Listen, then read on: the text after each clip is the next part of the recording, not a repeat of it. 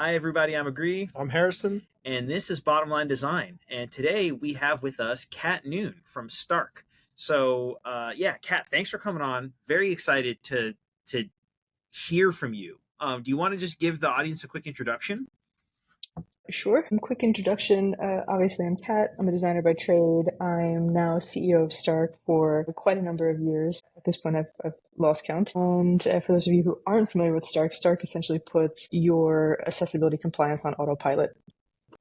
Okay, talk about accessibility compliance. Compliance is not a word you hear often in the design space, so that's like a very interesting way to think about design. That's true. So compliance, I think, internally at companies, you have what we call an organizational PSA: privacy, security, and accessibility. But for a long time, privacy and security were the ones that got the forefront, and accessibility now follows the same path that, those other two compliance carved. The interesting thing about it is that accessibility is a proxy for user experience. And so it's officially become this essential, non-negotiable requirement of modern software. And it's the one area of compliance that actually impacts the customer in a way that they're aware, right? If we were to, do something to your privacy or something on the tech, security wise, is happening, the user usually doesn't know, right? They don't know what's happening.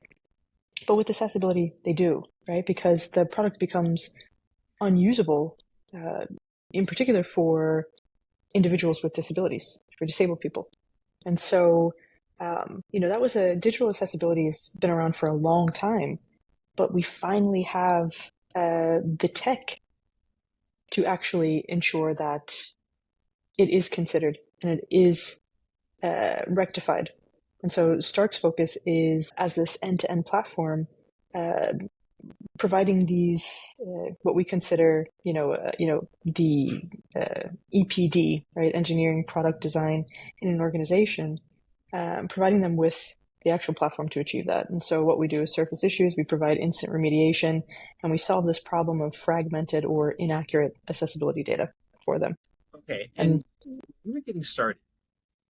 Was it obvious to you, and was it obvious to your customers, the importance of accessibility design? Yes and no. So the genesis of Stark, I was working on a completely different project, and there was no way for me to ensure that the product was accessible, the design was accessible. And so at that point I said, well, my target group is not going to be able to actually use it if we don't make it accessible. Which, for all of us that love this like MVP, right? MVP being this like the most minimum viable product that can actually go to market. We were focused, and that's something I, from a approach I've always taken, which is like, well, what's the most minimum lovable product, right? Because it's not viable if it actually can't be adopted at all.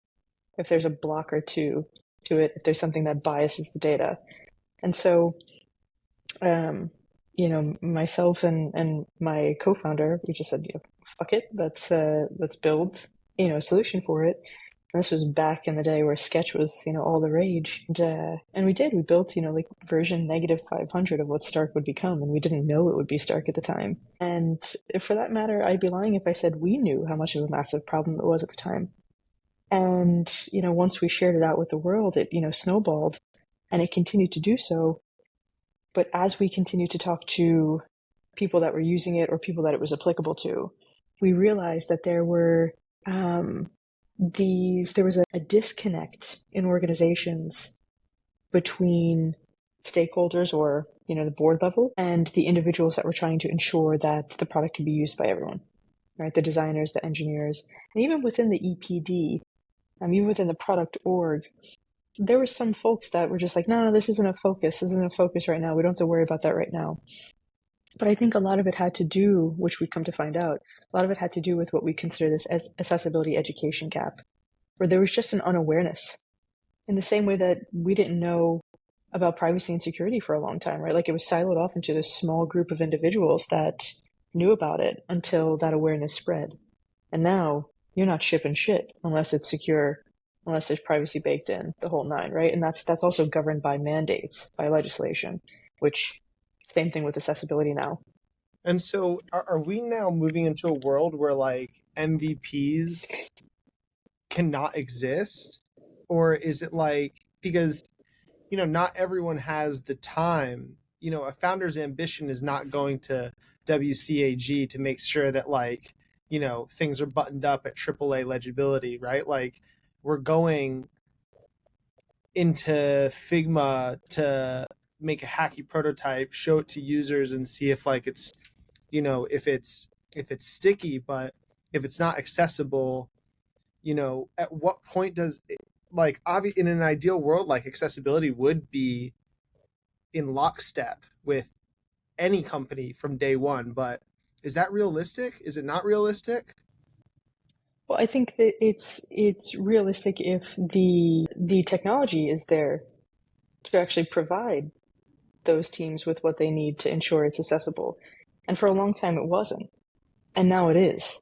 And so there really is no excuse, especially when you consider that Stark is, the way to think about Stark is, we know CI, we know CD, right? The way to look at Stark is CA, this continuous accessibility, right? This proactive and continuous monitoring. And we're surfacing those issues. And then when we surface them, we're also giving you a way to remediate them immediately. And so there's actually no reason why, as you're going through the design, in the same way that you're checking all of these pixels and making, all of these things fancy. I'm a designer. I know what a workflow looks like, a general workflow looks like. There's no reason why, from the earliest stages, this shouldn't be part of that workflow, because it is a proxy. If you're going in and you're picking colors, you want to make sure those colors resonate. But if those colors can't be seen, you got a flawed brand, right? And if your job is to get the highest ROI and to reach a market, don't you want to increase the chances of that? Now, is your Right. platform, is it a freemium model so that the strapped, very low paid or not paid at Yeah. all founder, are they able Yeah. to, start that journey with you? Yeah, we very much so are a freemium. And so you can come in on a starter, which is free. There is a premium, which is affordable for the individual. And then you have your business and enterprise plans, which, have what you'd expect for organizations that have like these EPDs that are looking to collaborate, or, at enterprise level have legal teams or finance that are getting involved in the compliance mix. So there's something you brought up that's really interesting, and I remember like minutes ago when right before we pressed record, we were talking to you about how we want to hear about sort of like your takes and your stories. But we Mhm. actually like I'm curious to hear from this like offshoot conversation about MVPs. And when you're just getting started, like how to consider things like privacy, security, and accessibility. Um, there was a tweet that kind of blew up last week. It was by an indie hacker, and he kind of described how all these new SaaS tools that are targeted at developers or product teams are trying to scare away the person building the MVP. I don't know, Kat, if you saw this, but he was Nope. talking about how like your hosting is too you can't do hosting on your own. Please like use our Oh service. yeah. You can't do auth on your own. You're going to get hacked. Use our service. And talking about the accessibility angle, he used this term that apparently DHH from Basecamp, the creator of Ruby on Rails, coined. Merchants of complexity is what he called it. And Okay. I think it's a little bit of like it's a little bit of a jump scare to try to get people to think like, oh, you can do all this stuff on your own. But you guys have clearly thought about this way more than the average builder in startup land. How do you think about like the tension or like the role that a tool like you guys, where you're trying to continuously monitor this one dimension of the product, like how do you think about that dimension or accessibility as, like Harrison was saying, being baked into the beginning? Or do you think there's any tension there, or is part of your guys' mandate to actually alleviate the tension between building a product quickly and making sure that you always have accessibility covered? To alleviate the tension, right? It's to alleviate any roadblock that would prevent you from establishing at any stage some form of accessibility posture, right? And I think that's the great thing about Stark, is that we not only touch, as a full stack solution, we not only touch every department, but also any part of the product process. So whether you're, on a net new project, or you're retrofitting, something that's been around for years or a decade, or whatever the case may be, right? Because both small and large organizations using Stark, the goal is to make it that you can activate at any time and get that running. And obviously there's another side to it, which is internally at companies, especially large ones, we all have a number that we need to move. Even in early stage, right? You have your pre-seed, seed, whatever the case may be, startups, right? We all have a number to move. And for us, we want to make sure that there is a platform that can bake into your workflow at any point in time, no matter what your general product setup is, no matter how you file your accessibility tickets. But if you're not, we also make it easy for you to integrate whatever your ticketing management system is to streamline that process, right? We identify an issue, we surface it, we provide you with a solution for it, but it may be that solution doesn't get, bucketed in until, next sprint for you. File a ticket for it. So right? That's all yeah. there. Yeah. Go. So your average founder might say like, even my internal dialogue right now is like, okay, well, the roadblock to, using something, using accessibility platform is like money. Okay, great. Starts off with freemium. The next thing I'm thinking about is like time. Time is just so valuable when a founder is first getting started off, like building something. Oftentimes it's just maybe them or like, their buddy for like a few hours, a couple nights a week or something before it turns into something. Like, how much time should be baked into accessibility is like the easy question. The harder question is like, what's the justification for spending what could probably be a sizable amount of time in the accessibility world um, when you are first getting started? Like, how would you like, what would the points be to a founder that is trying to justify the time spent making their app or something accessible during their very, very first few steps? Yeah. Yeah. So, I mean, I think in general, there's a couple of things there, right? Like, in the very nascent stages of a company where, you haven't even found product market fit yet. You're still hacking away on certain things. I think having continuous monitoring in the same way that you'd set up your CI/CD pipeline is too easy not to, especially when you consider the return. Right, you're going to have it baked in. It's going to save you from the massive amount of accessibility debt later down the road, which is very expensive to fix. Even when And you're validating an MVP, though, like, well, that's what I'm saying. If you want to measure twice, cut once, Mm. then certainly set yourself up for success. If a founder came to me and said, Kat, I'm validating this idea, my first question is, well, what's the space that you're in? What's the product? Right? There's certain things where digital accessibility is. I'm not a CEO that's going to tell you this needs to be baked into every single thing, right? Like it comes down to the space that you're in, the type of product. There are a few things involved there. The thing about it is that we think about the mandates and the teeth that they have. The thing about it is that the size of the company doesn't matter to those mandates. So you are beholden to regulation no matter the size of your company. Now, is a company that is, just getting started or, scrappy and, validating ideas going to get dinged? Well, my next question is, are you making money? Because now as soon as you start collecting money, we're in a different space, right? Like there's currency exchange, right? If you want to operate in certain geos, that plays a big role on it too. And so for me, every company at this point is a technology company. We're all a software company. Yeah. You have a digital space. If you have the ability, because it's ridiculously easy to get it set up and baked in from the onset, and you save yourself the massive amount of costs that are inevitably coming, then why wouldn't you do it? Because it's not even just when we think about the fines, like GDPR fines, these can be individual in nature, meaning you don't just get a single fine as a company. You're fined multiple times. And it's up to the member state's discretion. And so that's financial, that's prison, that's the removal of the product and suspension of right to do business. That's expensive. That's really expensive. So it's not just that I need to retrofit this, I need to fix what's already broken, the debt that's there. It's a loss of customer, right? It's a loss of being able to go to market efficiently.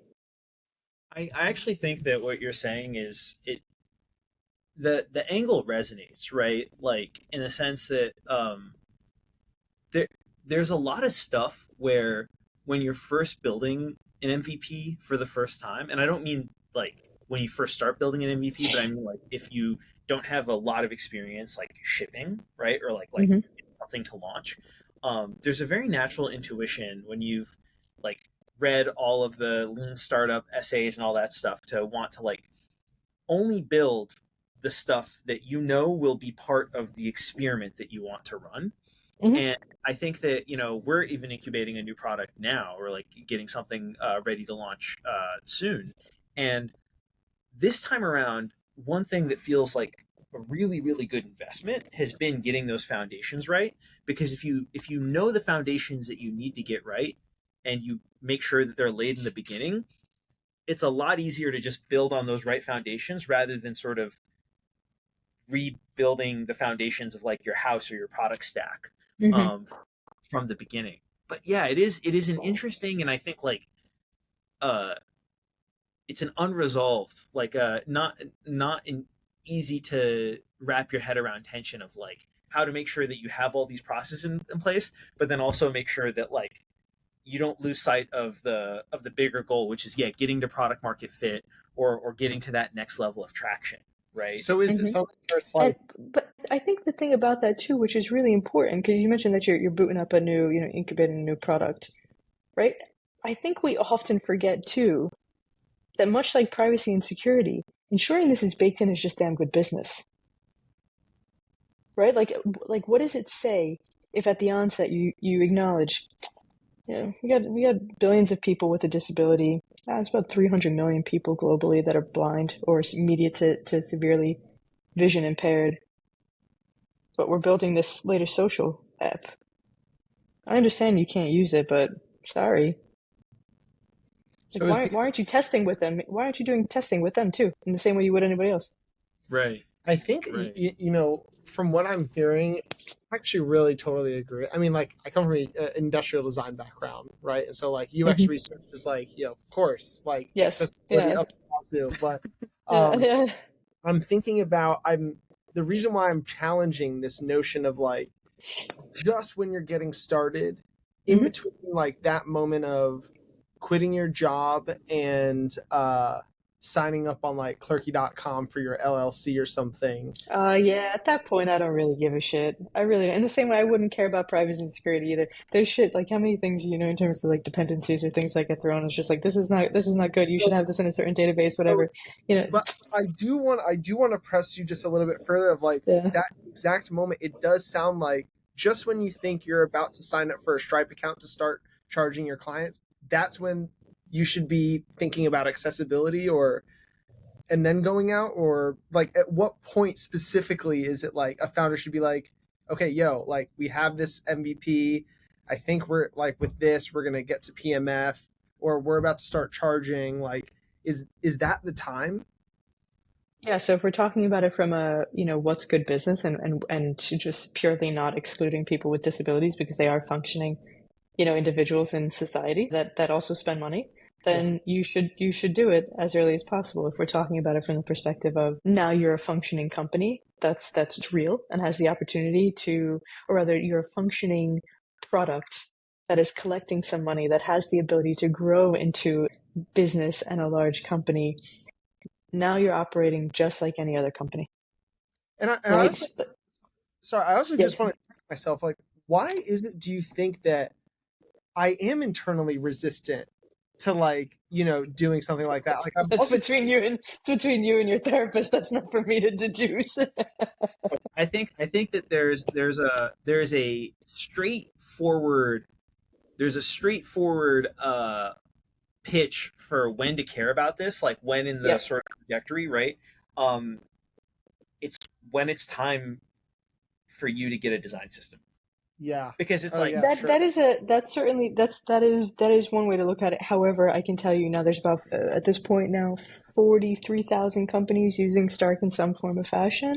incredible. You'd be surprised at how many do not have a design system. And I'm talking small companies to large organizations, like organizations that, that are running your life on a regular basis, don't have or don't have a design system or have one, but it's in its very, infant stages.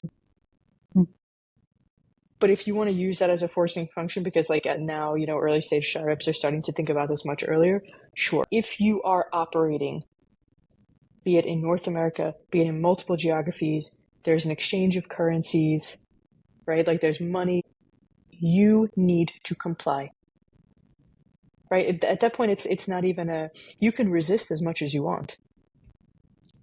But in the same way that a small team that is leaking or selling data is beholden to regulation, for instance, in the EU, you're also, as a small company making money, beholden to the same regulations for accessibility. So you can resist, but as with any system, there is something that will make you abate that resistance. And for me, as a founder, because I'm, my company's beholden to the same regulation. I don't have the runway to have a budget carved out just for legal fines or from like actual regulatory fines or from legal, someone suing us because, we weren't compliant. Yes. Yeah. I was gonna say though, like that wasn't so much like we're very pro design system philosophically, generally, right? Yeah. So Yeah. like Yeah. even for us, like we haven't launched this new thing yet, but we have picked out a design system. That's one of the first decisions we made, right? Nice. Otherwise, Nice. it's the same rationale, which is essentially just like you can go without one, but you're gonna probably accrue a lot of technical So design, much. Yeah. right? And Yeah. I think that the tricky thing is everything that you're saying is totally true, and I think that it's like oftentimes like winning over product builders, you sort of almost need to speak the vocabulary of like putting it Of in course.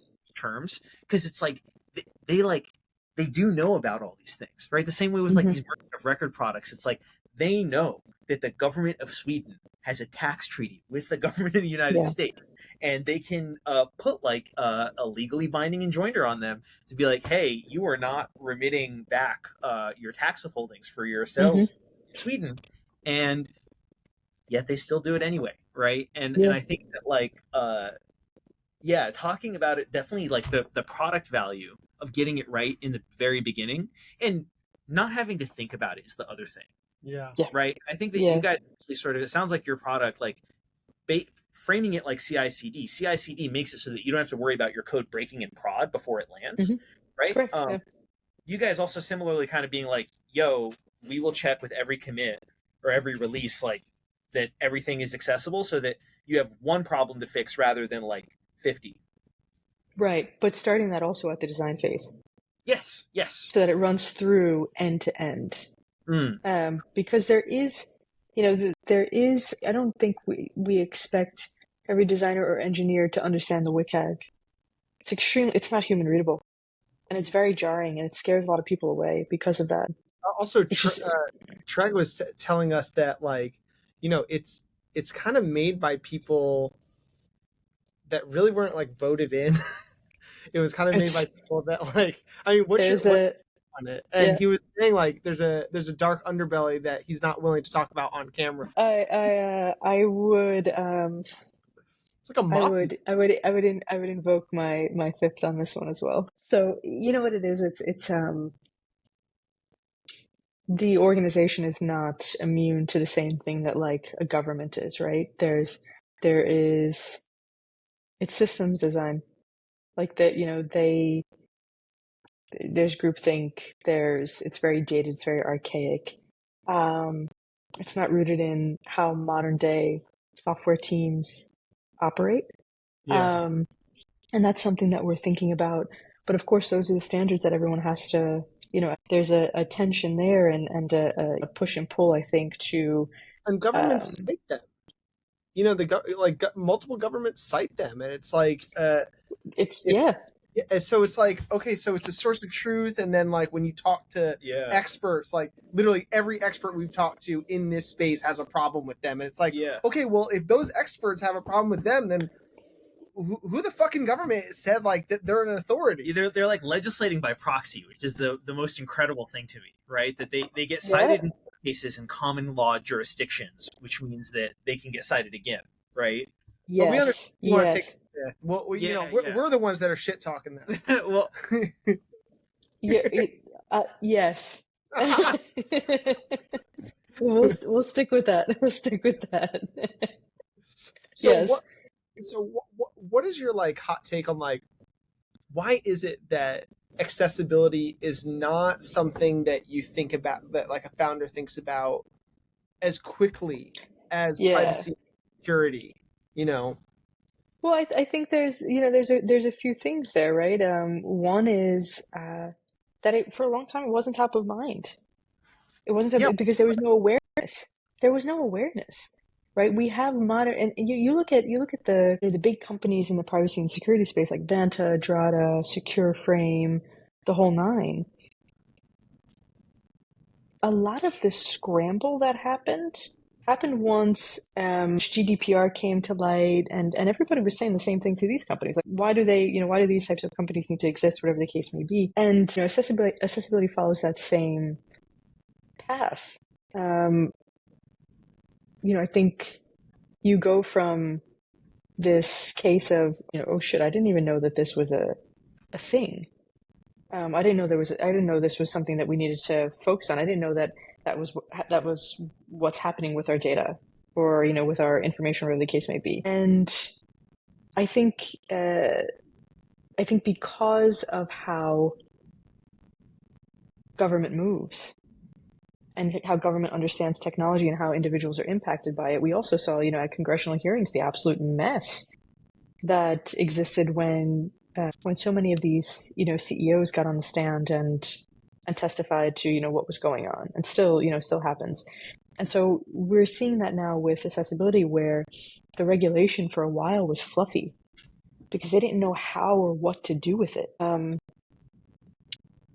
It just so happens that the pandemic, COVID, was a boon for shedding light on how many people actually didn't have access to the modern day technology that our world runs on.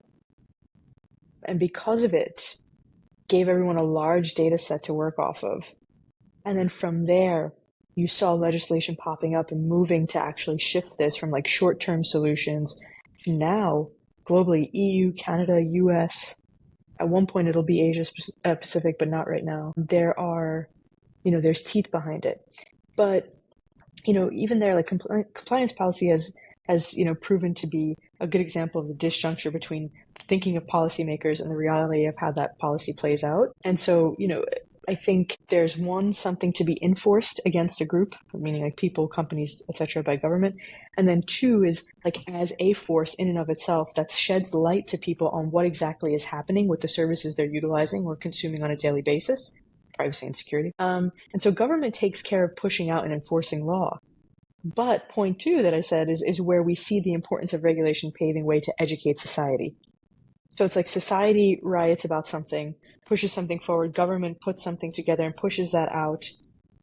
Society is educated on that, and they then uphold and hold companies accountable with raised expectations given their dollar spend is going to these companies. The accessibility market is a $13 trillion market in terms of spend. For us, you tell me, billions of people this is applicable to, or that is impacted by this. $13 trillion in annual disposable income of individuals with disabilities globally that companies miss. And over 70% of them who can't access the software turn away and never come back. That's a lot of missed dollars, right? And so the awareness there's a sequence that happens there, and we're now at a place where a lot of when Stark first started, there was no mind share. There was none. And now we're at a place where the collective, you go into almost any of these organizations and there's someone talking about accessibility. Now, did you guys And so, did you yeah, bring that? Sorry, I don't mean to interrupt, but the no, it's this good. when when Stark first started, there was no mind share. Are you Yeah. talking about accessibility mind share or like mind share about Stark? Even though maybe both are applicable. And like, who in the Well, company so if we about? do it right, then both. Right, Right? right. Because, but I mean, I really mean about accessibility. Right? I want Stark to be synonymous with accessibility, like to have this Kleenex effect. Mm-hmm. Um, but I mean accessibility mindshare because that governed how much or how we approached the conversation internally. And we got really clever initially where we realized because there was that accessibility education gap at the board level, when we'd go to stakeholders or we talk to these individuals on the board, we actually stopped only using accessibility compliance and instead talked about usability There Hmm. you go. Okay. because they knew usability. They Yeah. knew the word. And then we could attach it and show them. There was a tangible way to show them, hey, here's how one impacts the other. And so there was, and we knew through conversations with ICs in the organization, individual contributors, that this was what pushback was happening and why they couldn't move it forward internally. And it's because they didn't have a language.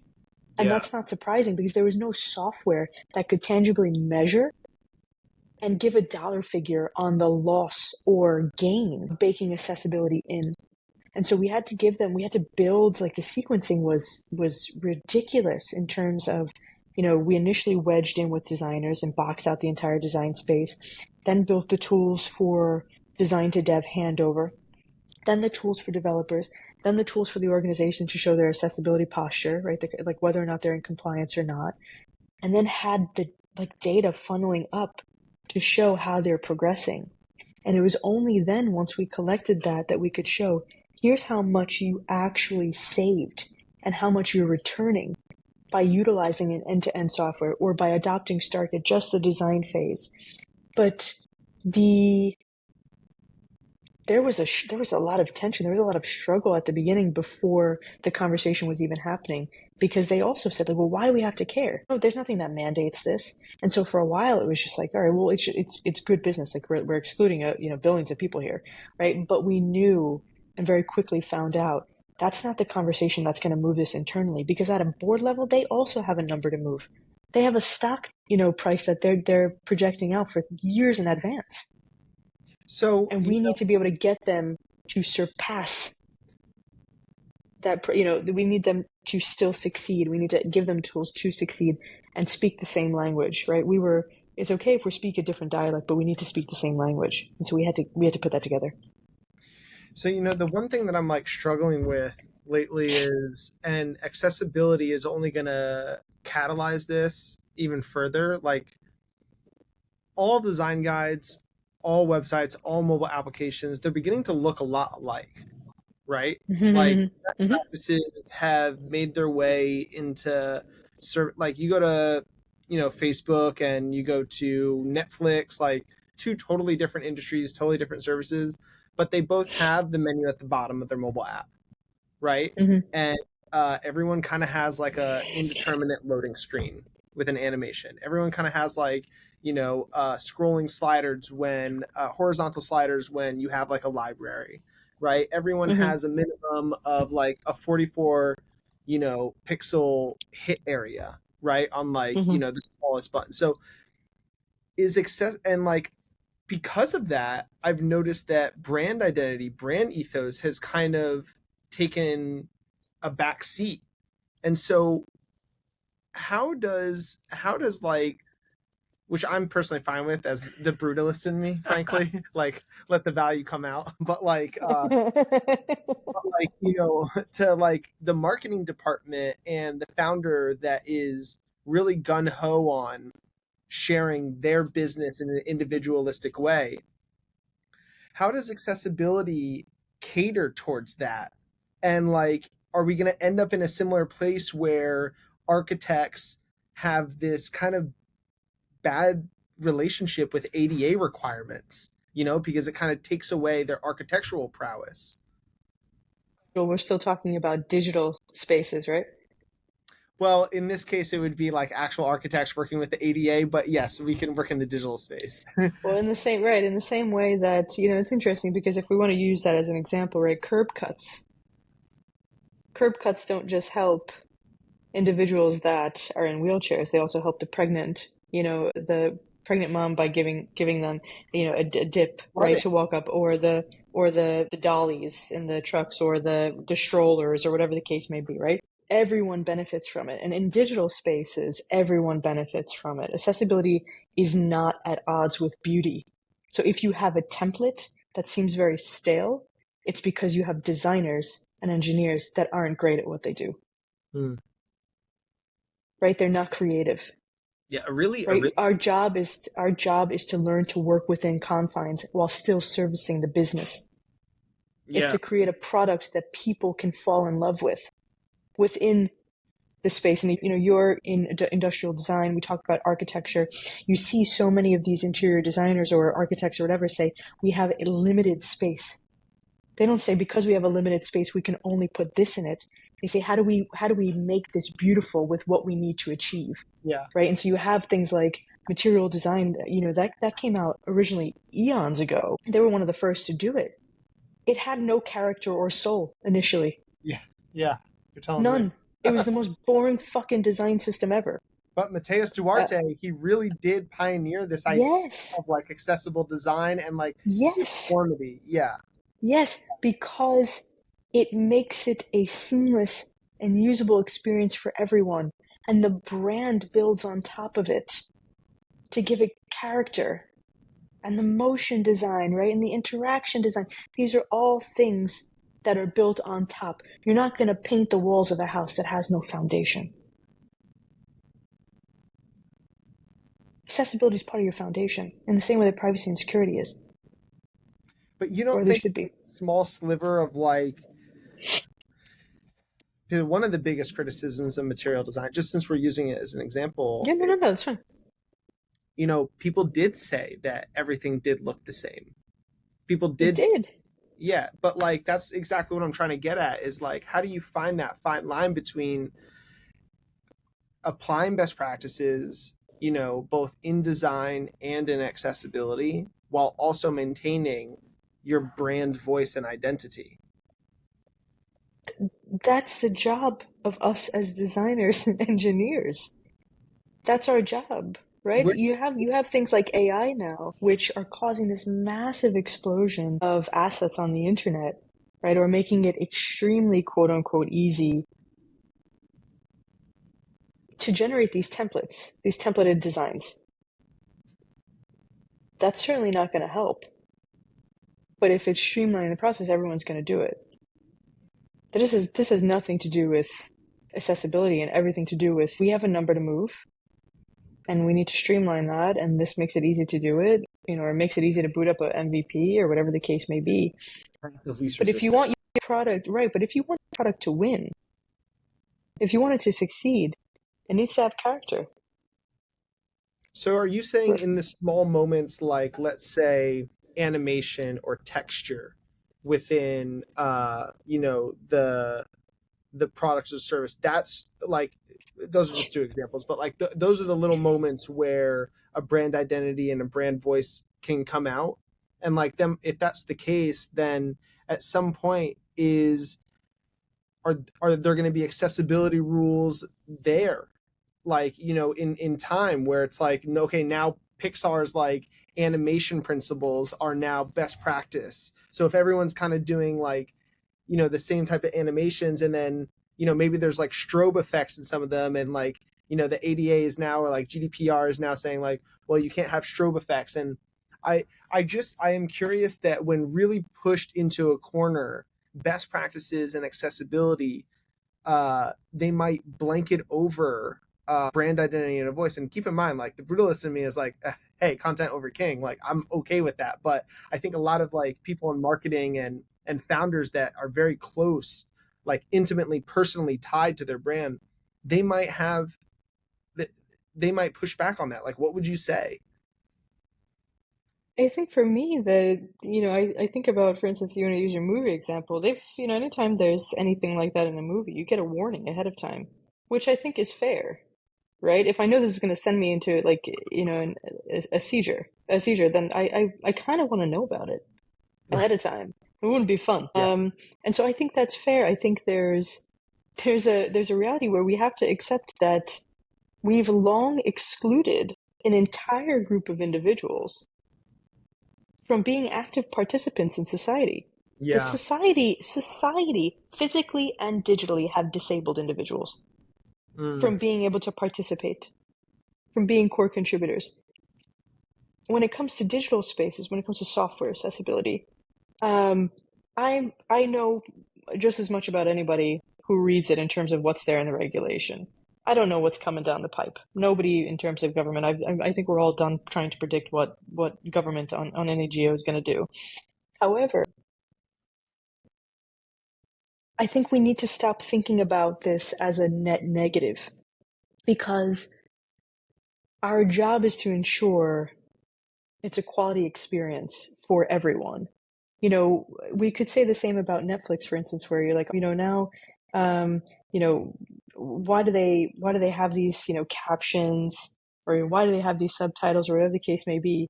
And everybody for a long time thought, like, I don't use those. It's 75% of the earth does, though, I right? used. Like they're, I love yes, captions on my. This, yes, because yeah, it's not just for individuals that can't hear, yeah, And yeah. I right? think one So, of the ways that you could sort of like position it, or like not even not like you could position it, but one of the things that mhm, seems to be like shining through and is talking about the curb cut effect, which, by the way, mhm, you're the second guest to bring up the curb cut. Casey Climes, who was the lead UXR that built Google Maps AR feature, and is like an urban planner as well. Like he mhm, talked about the curb cut effect. I think that the best, like accessibility at its best, has that effect where it's like it's actually almost like what it's doing is it's not even advocating for people with disabilities. It's like really just advocating for the human form, right? So like an example of this that's not just like curb cuts is you know the game Bananagrams, the mhm, word tiles, right? And they come in the little mhm, yellow banana, and you take them out. Yeah. So my girlfriend and I and her family and all my friends, we love playing this version of Bananagrams called Snatch, where you flip over a okay, tile. I don't know if you're familiar with the game. Like you try to make words, right, from the mhm, tiles you flipped over. And her parents are obviously like older than us by a generation. They bought a version of Snatch where the tiles, the letter tiles, were like bigger. They were like twice as big in either dimension, so they're like four times the size, mhm. right? And oh my god, is it such a more pleasant game to play, especially with a large group, because like you can see the same thing with my tile. mom in Scrabble. Oh, okay, so you know this effect. Yeah, it's Yes, like the and bigger tiles and Yeah, are like so also soothing on also the eye. like Rumikube, like yeah, we now have like ceramic tiles that are mhm, not bending or like having their chip painted, like mhm, their paint chipped off, and it's like Oh, mhm. for the cubes or no oh, Rumikube. what a roomy cube. Rumikube is that game where you Oh, kind of, Rummy Cub, Rummy Cub. is it Rummy Cub or Rumi? I've been Yeah, calling it Rummy Cub. I don't know. It's that red game with a bunch of numbers, and you Okay, can like okay. Yes. arrange the entire board. Yeah, yeah, Yeah. yeah. Yeah, so I mean, I think that you're right though. It's like there's like a justice angle, but then there's also just like a this is good design. If you have a product that's It inaccessible, is. Yeah. It like is. It's personalized, which is the way everything is going now. Is hmm that this experience is personalized for me? But it's our job as designers and engineers to consider who the me is in that equation, and also to ensure that in making our product more usable, we don't think that our brand has to sacrifice or has to be sacrificed, right? You go onto the Stark website right now, and the Stark app, it's a fully accessible app. The brand is fully accessible. We have texture, we have illustrations, we have yellow, which everyone says you can't use yellow. It's going to be inaccessible. Yeah, well, we fucking learned how to use it. Imagine what happens when you take the time to do your job. It's your job. You get paid a lot of money to do this job, right? And I understand, though, that in certain organizations, we're up against a deadline. But we can't spend our time saying that accessibility is what causes this to be sacrificed, says that it takes away the character or soul, when it's just individuals that don't know how to cater to a particular market. And that's because we've naturally moved into this space of standardization yeah, at the hands of artificial intelligence, like Gen AI. that's willing to spit out template after template after template. And that allows us to ship, ship, ship, ship, ship, ship, ship. I'll also And what say, happens? We ship shit. yeah, yeah, that's true. I mean, like, I will definitely say that, like, the products where they feel like it's their responsibility to make their voice or their character shine through at the user interface level, that always just is like a little bit jarring. Let me Like, beat you over the head with our yeah, brand. yeah, it feels like, You already opened up the app, but we yeah, want to let you know that we're here yeah, too. yeah. It's like, am I clicking a button or like am I putting my finger on like a Subway ad? You know what I mean? Where it's like button and Bad design. It's bad leaves. design. Yeah, But you know what? This is not, like, I think that's important too, is that this is not new. You look at most things on the internet and it's noise, right? Signal stands out. Good brands stand out for a reason because there's less of them than great ones. And there is, I think there's an expectation now from people though of what a quality experience is and what their software, or their apps or whatever should do.